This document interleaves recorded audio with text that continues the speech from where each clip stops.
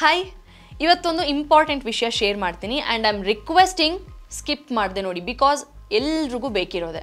Topic simple, ನಿದ್ದೆ ಯಾಕೆ ಮಾಡಬೇಕು, ಬಟ್ ಅದರ ಇಂಪಾರ್ಟೆನ್ಸ್ ಎಷ್ಟಿದೆ ಅಂದರೆ ಮೈ ಗಾಡ್, ನಾವು ನಿದ್ದೆ ಸರಿಯಾಗಿ ಮಾಡದೆ ಮಾಡ್ಕೊಳ್ಳೋ ಡ್ಯಾಮೇಜ್ನ ಸರಿ ಮಾಡ್ಕೊಳ್ಳೋಕ್ಕೆ ದಾರಿನೇ ಇಲ್ವಂತೆ. ಸೊ ನೀವು ಚೆನ್ನಾಗಿ ನಿದ್ದೆ ಮಾಡಿದ್ರು ಈ ಎಪಿಸೋಡ್ ನೋಡಿ, ನಿಮಗೆ ನೀವು ಎಂಥ ಬೆಸ್ಟ್ ಗಿಫ್ಟ್ ಕೊಡ್ತಿದ್ದೀರಾ ಅಂತ ಗೊತ್ತಾಗುತ್ತೆ. ಒಂದು ವೇಳೆ ಸರಿಯಾಗಿ ನಿದ್ದೆ ಮಾಡ್ತಿಲ್ಲ ಅಂದರೆ 100% ನೋಡಿ. ವೆಲ್ಕಮ್ ಟು GSS ಮಾಧ್ಯಮ.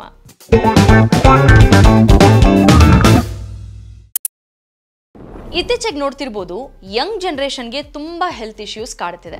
ಹಾರ್ಟ್ ಅಟ್ಯಾಕ್ಸ್ ಜಾಸ್ತಿ ಆಗ್ತಿದೆ, ಸಾವು ನೋವು ಜಾಸ್ತಿ ಆಗ್ತಿದೆ. ಒಂದೊಂದು ಕೇಸಲ್ಲೂ ರೀಸನ್ಸ್ ಬೇರೆ ಇರ್ಬೋದು, ಬಟ್ ಆ ಪೇಯ್ನ್ ಒಂದೇ.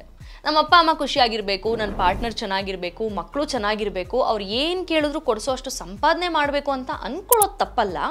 ಬಟ್ ಅವ್ರಿಗೆಲ್ಲ ನಾವು ಕೊಡ್ಬೋದಾದ ಬೆಸ್ಟ್ ಗಿಫ್ಟ್ ಅಂದರೆ ನಮ್ಮ ವ್ಯಾಲ್ಯೂಯೇಬಲ್ ಲೈಫ್.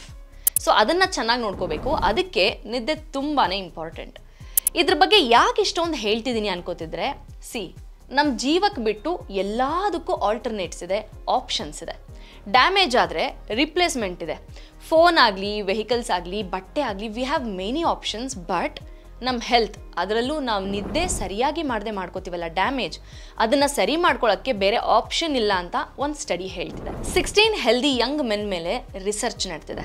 ಅಲ್ಲಿ 2 ಸ್ಲೀಪಿಂಗ್ ಸೆಷನ್ನ ಕಂಡಕ್ಟ್ ಮಾಡಿದರು. 3 ನೈಟ್ಸ್ ನಾರ್ಮಲ್ ನಿದ್ದೆ ಮಾಡಿದ್ದಾರೆ, 7+ hours.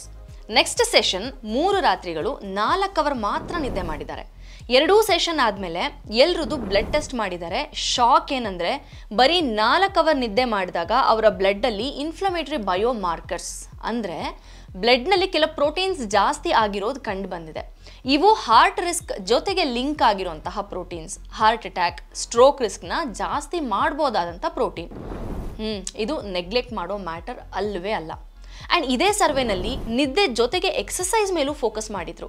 ಎಕ್ಸಸೈಸ್ ಸ್ವಲ್ಪ ಹೆಲ್ಪ್ ಮಾಡ್ತು, ಬಟ್ ಟೋಟಲ್ ಆಗಿ ಕಾಂಪನ್ಸೇಟ್ ಮಾಡೋಕ್ಕೆ ಆಗಲಿಲ್ಲ. ಯಾವುದನ್ನ?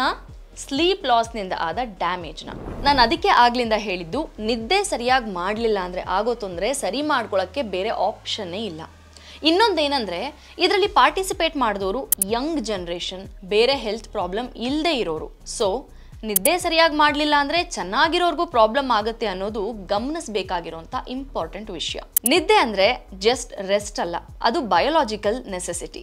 ನಿದ್ದೆ ಟೈಮಲ್ಲಿ ಟಿಶ್ಯೂಸ್ ರಿಪೇರ್ ಆಗುತ್ತೆ, ಹಾರ್ಮೋನ್ಸ್ ಬ್ಯಾಲೆನ್ಸ್ ಆಗುತ್ತೆ, ಮೆಮೊರಿ ಸ್ಟ್ರಾಂಗ್ ಆಗುತ್ತೆ, ಎಮೋಷನಲ್ ಸ್ಟೆಬಿಲಿಟಿ ಬರುತ್ತೆ, ಇಮ್ಯುನಿಟಿ ರೀಚಾರ್ಜ್ ಆಗುತ್ತೆ, ಬ್ರೈನ್ ಡಿಟಾಕ್ಸಿಫಿಕೇಶನ್ ಆಗುತ್ತೆ.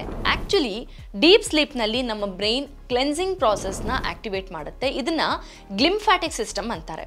ಇದು ಟಾಕ್ಸಿನ್ಸ್ ಲೈಕ್ ಬೀಟಾ ಅಮಿಲಾಯ್ಡ್ ಅನ್ನೋ ಪ್ರೋಟೀನನ್ನು ಫ್ಲಶ್ ಔಟ್ ಮಾಡುತ್ತೆ. ದೇಹನ ಮೂವ್ ಮಾಡಲಿಲ್ಲ ಅಂದರೆ ಏನಾಗುತ್ತೆ ಅಂತ ಒಂದು ಸ್ವಲ್ಪ ದಿನದ ಹಿಂದೆ ವಿಡಿಯೋ ಮಾಡಿದ್ದೆ. ಅದರಲ್ಲಿ ನಮ್ಮ ಬಾಡಿ ಮೂವ್ ಆಗಬೇಕು, ಕೂತಲ್ಲೇ ಕೂರಬಾರ್ದು ಅಂತ ಹೇಳಿದ್ದೆ. ಈಗ ಇನ್ನೊಂದು ಹೇಳ್ತೀನಿ, ಬರೀ ಮೂವ್ ಮಾಡೋದಲ್ಲ, ಅದಕ್ಕೆ ರೆಸ್ಟ್ ಕೊಡೋಕ್ಕೂ ಗೊತ್ತಿರಬೇಕು. ನಿಮ್ಮ ದೇಹ ಒಂದು ಹೈ ಪರ್ಫಾರ್ಮೆನ್ಸ್ ಇಂಜಿನ್ ಥರ.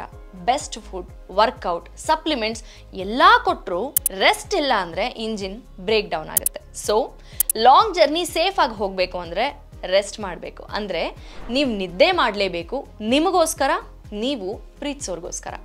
ಲೇಟ್ ನೈಟ್ ಚಾಟಿಂಗ್, ಮೂವಿ, ಸೀರೀಸಿಂದ ಎಂಟರ್ಟೈನ್ಮೆಂಟ್ ಏನೋ ಸಿಗುತ್ತೆ, ಬಟ್ ಒಳ್ಳೆ ನಿದ್ದೆಯಿಂದ ಇಡೀ ಲೈಫೇ ಸಿಗುತ್ತೆ. ಸೊ ಇವತ್ತು ಗ್ಯಾಜೆಟ್ಸ್ ಆಫ್ ಮಾಡಿ, ಲೈಟ್ಸ್ ಡಿಮ್ ಮಾಡಿ, ಒಳ್ಳೆ ನಿದ್ದೆ ಮಾಡಿ. 4 ಅವರ್ ಅಲ್ಲ, at least 7 hours. Your body truly deserves it. ಇನ್ನೊಂದಷ್ಟು ಹೆಲ್ದಿ ಇನ್ಫಾರ್ಮೇಷನ್ಗಾಗಿ ನೋಡ್ತಾ ಇರಿ GSS ಮಾಧ್ಯಮ, ಕನ್ನಡದ best health and wellness channel.